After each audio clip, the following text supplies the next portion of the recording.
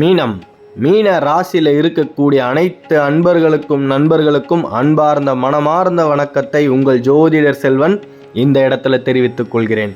மீன ராசிக்கு சனி பெயர்ச்சி நடக்க போகுது. 2025 பிரம்மாண்டமான மாற்றங்களை நீங்கள் எதிர்கொள்ள போறீங்க. மிகப்பெரிய அளவில் சனி பகவான் உங்களுடைய ராசிக்கு பெயர்ச்சி ஆகிறாரு. அப்போ உங்களுக்கு என்ன நடக்கும் அப்படின்னா, ஜென்ம சனியோடைய பலன்களை நீங்கள் அனுபவிக்க போறீங்க. ஜென்ம சனி அப்படின்னா என்ன? உங்களுடைய ராசிக்கு சனி பகவான் வரார், அவ்வளோதான். இதை தாண்டி ஜென்ம சனியை பற்றி நீங்கள் ரொம்ப ஆழமாக எதையுமே யோசிக்க வேணாம். எந்தவித பாதகத்தையும் சனி பகவான் ஏற்படுத்த மாட்டார், அவ்வளோதான். ஒரே வார்த்தையில் சொல்லி ஆரம்பத்திலே முடிச்சிடுறேன். தேவையில்லாமல் பயப்பட வேணாம். ஆனால் சில இடத்துல நீங்கள் கவனமாக இருக்கணும். எந்தெந்த இடங்கள் அப்படின்னா, பாசம், அன்பு, பற்று, இதை நீங்கள் யார் மேலே வச்சுருக்கீங்களோ அவங்கள ரொம்ப நம்பக்கூடாது. அதாவது எல்லாரையுமே நேசிங்க, ஆனால் யாரையுமே நம்பாதீங்க. சந்தர்ப்ப சூழ்நிலைகள், அவங்க நல்லவங்க தான், சந்தர்ப்ப சூழ்நிலைகள் உங்களுக்கு எதிராக நடந்துக்கணும் அப்படின்ற ஒரு யோசனையை தூண்டும். அந்த யோசனையை தூண்டி விடுறதே சனி பகவான் தான். நீங்கள் வேலைக்கு போகிறீங்க அப்படின்னா காலையிலே யாராவது உங்களை வேலையில் திட்டுவாங்க. அப்படி நீங்கள் திட்டு வாங்கிட்டீங்கன்னா உங்களுக்கு அந்த நாள் எப்படி இருக்கும்? வேண்டா வெறுப்பா அந்த வேலையை செஞ்சுக்கிட்டு இருப்பீங்க. நீங்கள் யாருக்கிட்ட திட்டு வாங்கினீங்களோ அவர் மேலே தேவையற்ற கோபத்தோடையே வேலை செய்வீங்க. உங்களுடைய சக தொழிலாளர்கிட்ட நீங்கள் ஏதாவது மனசு விட்டு குமுறி ஏதாவது ஒரு வார்த்தை தான் சொல்லியிருப்பீங்க.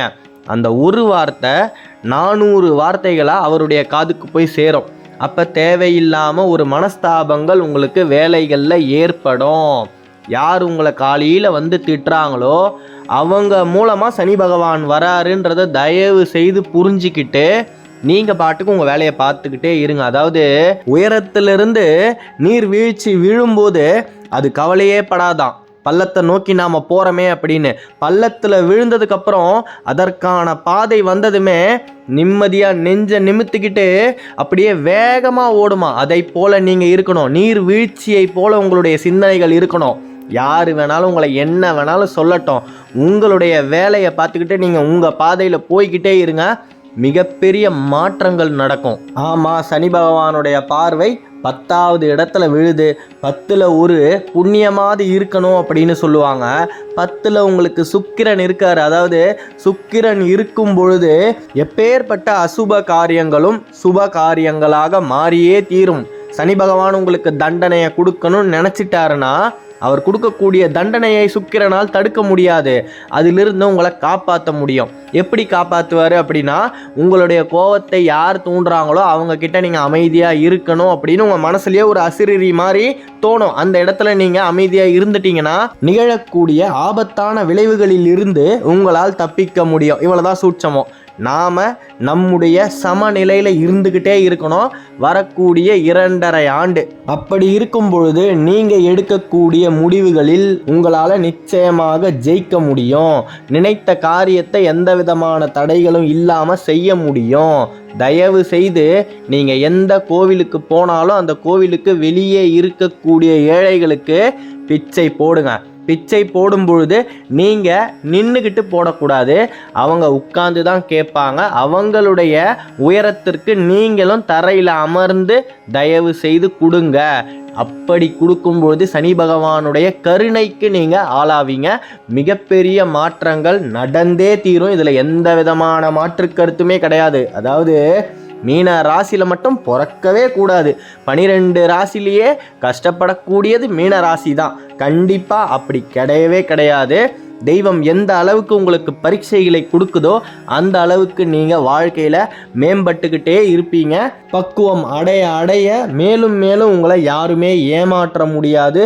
உங்களுடைய வாழ்க்கை நீங்கள் நினச்ச மாதிரி சுபிக்ஷமாக இருக்கும். மீன ராசியில் இருக்கக்கூடிய பெண்கள், இல்லத்து அரசிகள், குடும்பத்தில் எந்த விதமான முடிவுகளையும் நீங்கள் எடுக்காதீங்க. உங்களுடைய எண்ணங்களை எல்லாருக்கும் முன்னாடியும் நீங்கள் மற்றவங்க கிட்ட தெரிவிக்காதீங்க. கண்டிப்பாக உங்களுக்கு மேலே இருக்கக்கூடிய பெரியவங்க அந்த முடிவை எடுப்பாங்க. அவங்க எடுத்ததுக்கப்புறமா உங்களுடைய கருத்தை நீங்கள் தாராளமாக தெரிவிக்கலாம். அதுக்கு முன்னாடியே நீங்கள் ஏதாவது சொன்னீங்கன்னா உங்கள் பேச்சை கேட்டு நிச்சயமாக செஞ்சிருவாங்க. செஞ்சுட்டு அதில் ஏதாவது தப்போ இல்லை எதிர்மாறாக நடந்துருச்சு அப்படின்னா எல்லா பழியையும் உங்கள் மேலே சுமத்திட்டு நடந்ததுக்கு எல்லாத்துக்கும் நீங்கள் தான் காரணம் அப்படின்ற மாதிரி உங்களை மன உளைச்சலுக்கு ஆளாக்குவாங்க. அதனால் நீங்கள் கொஞ்சம் பொறுமையாக இருக்கணும். அடுத்தவர்களுடைய கருத்து வெளியே வர்ற வரைக்கும் நீங்கள் அமைதியாக இருங்க. மிகப்பெரிய அளவில் எந்த அளவுக்கு பொறுமையாக இருக்கிறீங்களோ அந்த அளவுக்கு நிச்சயமாக உங்களால் நல்லா இருக்க முடியும். எந்த விதமான மன சஞ்சலமும் குடும்பத்தில் இல்லாமல் இருக்கும். மீனத்தை பொறுத்த வரைக்குமே தண்ணீருக்குள் அழுது கொண்டிருக்கும் மீனின் நிலை தான். நீங்கள் கஷ்டப்படுறது யாருக்குமே தெரியாது. ஆனால் எல்லாரும் சேர்ந்து உங்களை கஷ்டப்படுத்திட்டு உங்களுக்கு ஒரு கஷ்டத்தை கொடுத்ததையே மறந்துட்டு அவரவருடைய அன்றாட வாழ்க்கையை பார்க்க ஆரம்பிச்சிருவாங்க. கடைசியாக மனபாரத்தோடு வாழுறது நீங்கள் மட்டுமாவே தான் இருக்கும். யாரும் உங்களுடைய கஷ்டத்தை காது கொடுத்து கூட கேட்க மாட்டாங்க. அந்த நிலையை சனி பகவான் ஏற்படுத்த காத்து கொண்டிருக்கிறார். நாம் அந்த நேரத்தில் எப்படி இருக்கணும்? சூதானமாக இருக்கணும். யாரோ முடிவெடுத்துட்டு போகிறாங்க, உங்களுடைய கருத்தை தெரிவிங்க. அவங்க காது கொடுத்து கேட்டால் கேட்குறாங்க, எப்பா இதுதான் நல்ல வழி அப்படின்னு நீங்கள் சொல்கிறீங்க. நடந்தால் நடந்து போகட்டும், இல்லையா அவரவர் விதிப்படி நிச்சயமாக அவங்களுக்கு என்ன நடக்கணுமோ அது நடக்கும். நீங்கள் யாருக்கும் எந்த நல்லதும் செய்யணும் அப்படின்னு நினச்சி பழியையும் பாவத்தையும் சுமக்காதீங்க. உங்களுக்கு மிகப்பெரிய அளவில் வலைகள் விரிக்கப்படும். அந்த வலையில் நீங்கள் மாட்டிக்க கூடாது. எந்நேரமும் சிவனை மனசில் நினச்சிக்கிட்டு சிவாய நமன்னு சொல்லிக்கிட்டே இருங்க. சிவபெருமானை நாடினால் மிகப்பெரிய துன்பங்களும் இன்பமாய் மாறும். அந்த சனீஸ்வரனின் தாக்கங்கள் கூட மகேஸ்வரனின் அருள் இருந்தால் நிச்சயமாக மாறும். இதில் எந்த விதமான மாற்று கருத்துமே கிடையாது. வாரத்தில் ஒரே ஒரு நாள் நீங்கள் கைலாயத்தில் இருக்கக்கூடிய சர்வேஸ்வரனுக்காக ஒரு வேளை விரதம் இருங்க. மிகப்பெரிய அளவில் உங்களுடைய வாழ்க்கையே மாறுபடும். எப்பேற்பட்ட இன்னல்கள் வந்தாலும் சிவபெருமானுடைய திருநீர் அதை பஸ்பமாக நிச்சயமாக மாற்றியே தீரும். எந்த விதமான மன உளைச்சலும் இனிமே உங்களுக்கு நிகழவே நிகழாது. முதியோர்கள் 60-65 வயதிற்கு மேலே உள்ள மீன ராசி அன்பர்கள் தயவு செய்து எந்த விதமான மன உளைச்சலுக்கும் ஆளாகாதீங்க. உங்கள் பேச்சை கேட்க மாட்டாங்க தான். குடும்பத்தில் உங்களை ஒதுக்கி தான் வைப்பாங்க. நீங்கள் மிகப்பெரிய அளவில் பொறுமையை காக்கணும். பொறுமையாக இருந்து அவங்க அந்த கஷ்டத்தில் போய் விழறதுக்கு முன்னாடி கையை பிடிச்சி தூக்கி விடுங்க. இதுக்கு தானே நான் சொன்னேன், இதை தானே நான் முன்னாடியே சொன்னேன் அப்படின்னு சொல்லுங்கள். அப்போ தான் உங்களுடைய வார்த்தைகள் அவர்களுடைய செவிகளுக்கு எட்டும். நீங்கள் அதுக்கு முன்னாடியே ஏதாவது சொன்னீங்கன்னா மற்றவர்களுடைய வளர்ச்சிக்கு நீங்கள் தடையாக இருக்கிறதா உங்களை தவறாக புரிஞ்சிக்கிட்டு தேவையில்லாத மனக்கசப்புகள் குடும்பத்தில் ஏற்படும். காதல் விஷயத்தில் ரொம்ப ஜாக்கிரதையாக இருக்கணும் இந்த இளம் வயதில் இருக்கக்கூடியவர்கள். ஏன்னா நீங்கள் நல்லது தான் நினச்சி ஒரு விஷயத்த பண்ணுவீங்க.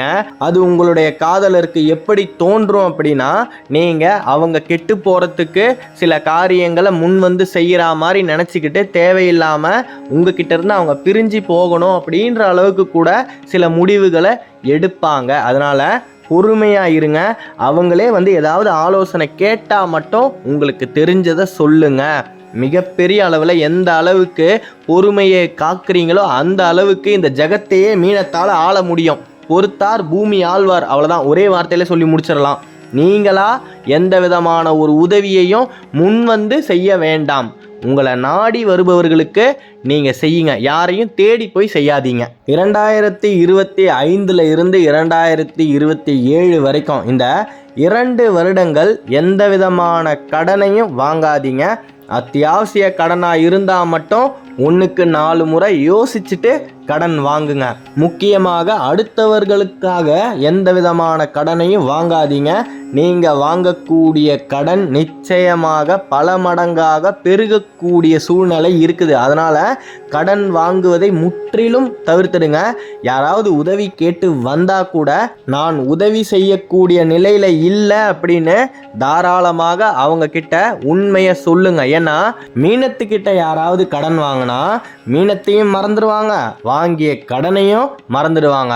அதே மற்றவர்களிடம் அவங்க அந்த கடனை பெற்றா அவங்க கேட்கறதுக்கு முன்னாடி இவங்களே கொண்டு போய் கொடுப்பாங்க. அந்த அளவுக்கு சூழ்நிலைகள் மாறும். ஆகையால் தயவு செய்து கடன் வாங்குவதை தவிர்க்கவும். 2025 பொறுத்த வரைக்கும் குதிரையின் கண்கள் எப்படி இரு பக்கமும் மூடி இருக்குமோ அப்பதான் அந்த குதிரையால நேரா பார்த்து ஓட முடியும். அதனுடைய கவனம் எந்த இடத்துலையுமே சிதறாது. அதை போல நீங்க இருக்கணும். எந்த விதமான மற்ற பிரச்சனைகளுக்கும் நீங்க தலையிடக்கூடாது. நீங்க உண்டு, உங்க வீடு உண்டு, வேலை உண்டு, உங்க கதவு ஜன்னல் உண்டுன்னு வாழ்ந்தா மிகப்பெரிய அளவில் வரக்கூடிய பிரச்சனைகளிலிருந்து உங்களால் தப்பிக்க முடியும். சனி பகவான் உங்களுக்கு வலையை விரிப்பார், அதில் நீங்கள் போய் விழக்கூடாது.